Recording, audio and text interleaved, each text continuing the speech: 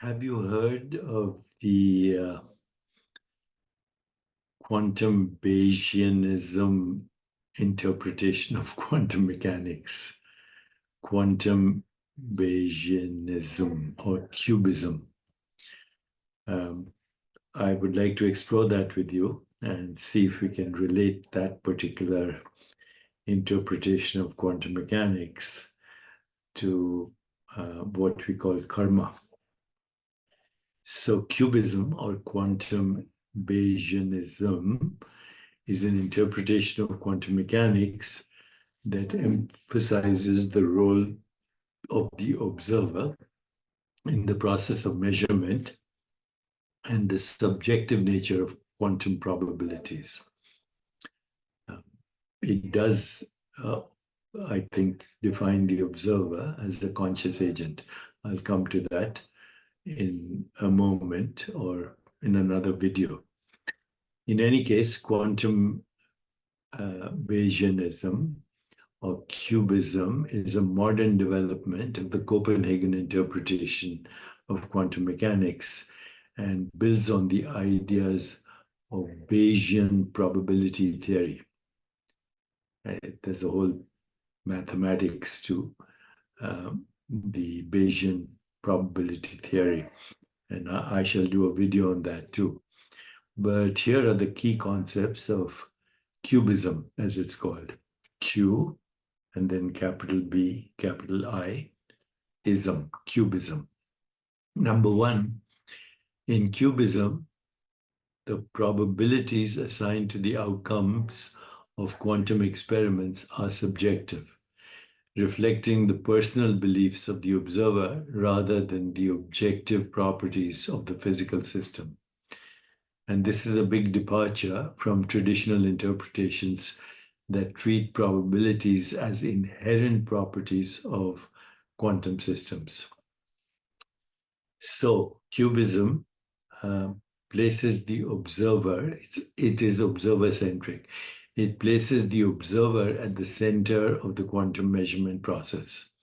It asserts that quantum states do not represent objective reality, but are tools that observers use to organize their experiences and make predictions about future observations. So, according to QBism, a quantum state is not a description of objective reality, but a representation of an observer's personal judgment about the potential outcomes of measurements. This means that different observers can have different quantum states for the same system depending on their prior information and beliefs. The process of measurement in QBism is akin to what mathematicians also call Bayesian updating. When an observer makes a measurement, they update their quantum state based on the outcome, similar to how a Bayesian updates their probability distribution in light of new evidence. So in QBism, there is no objective wave function collapse. The collapse of the wave function is not an objective physical process, but a change in the observer's information and beliefs. This avoids the need for a physical mechanism of wave function collapse, which is a contentious issue in all the other interpretations of quantum mechanics. QBism adopts a personalized or personalist approach to quantum mechanics, where the focus is on the experiences and decisions of individual observers. This contrasts with interpretations that seek to describe an objective reality independent of observers. So, of course, as usual, there is a lot of controversy around this very new interpretation of quantum mechanics. And now let's go ahead to see what is the observer. Is it the conditioned mind? What is it? So in QBism, the observer that plays a central and subjective role in the interpretation of quantum mechanics is really not explicitly referred to as the conditioned mind. Uh, Instead, it focuses on the idea that the observer is a conscious agent, an active participant in the creation of reality through their measurements and actions. This agent is typically considered to be any entity capable of making decisions and updating beliefs based on experiences, which could include humans and potentially other conscious beings. The observer in QBism is not necessarily uh, a conditioned mind in the traditional sense, but an agent whose experiences and interactions with the world are central to their theory. Well, that is the conditioned mind, actually, if you go deep into it. This agent-centric view emphasizes that the outcome of quantum measurements are personal experiences and are not revelations of an objective reality independent of the observer. So QBism suggests that what we perceive as reality is deeply tied to the experiences and actions of individual agents. It posits that there is no single objective reality that exists independently of observers. Instead, reality is a construct that emerges from the interactions and measurements performed by these agents. And this view aligns with the idea perceived reality is an illusion in the same sense as many Eastern wisdom traditions suggest, that reality is not a fixed external truth, but a dynamic interplay of subjective experiences. So now let's explore another idea right here, and that is, can this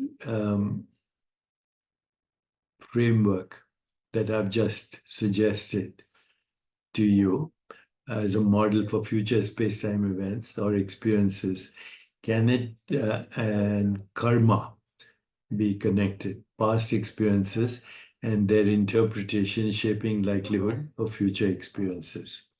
So based on what I've said, here is a way to understand the role of karma here. Okay, so what is karma? Karma is interpretation of past experiences and, of course, past experiences. Okay, it is memory. It is the seed of memory. It is the seed of desire.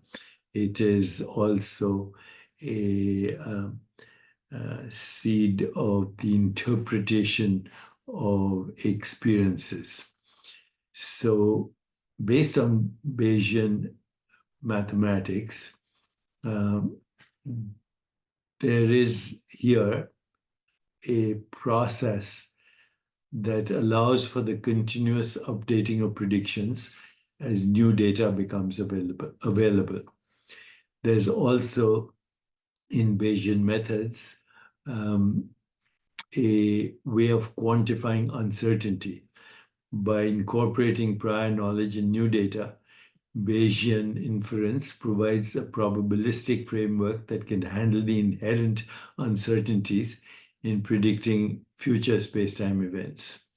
So, how is this connected to karma? Well, in Bayesian terms, past experiences can be seen as prior knowledge that shapes our experiences about future events. This aligns well with the idea of karma, where past actions influence future outcomes. Bayesian inference updates these priors with new experience, leading to a refined understanding of future probabilities. The Bayesian brain hypothesis suggests that the brain operates as a hierarchical inference machine, constantly updating its beliefs about the world based on sensory inputs and prior experiences. This mirrors the concept of karma, where past experiences, also called priors, and current actions, data, shape future experiences, also in this terminology called posteriors.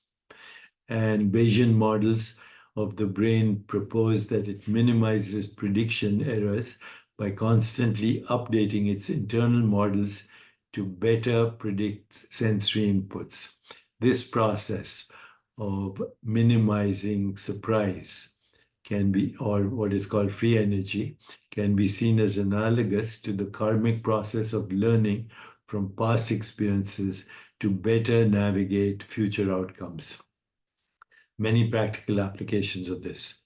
Bayesian methods are particularly well suited for decision-making processes where past experiences inform future choices. This is relevant to the concept of karma, where past actions influence future decisions and their outcomes. Bayesian models can be used to predict future behaviors based on past actions.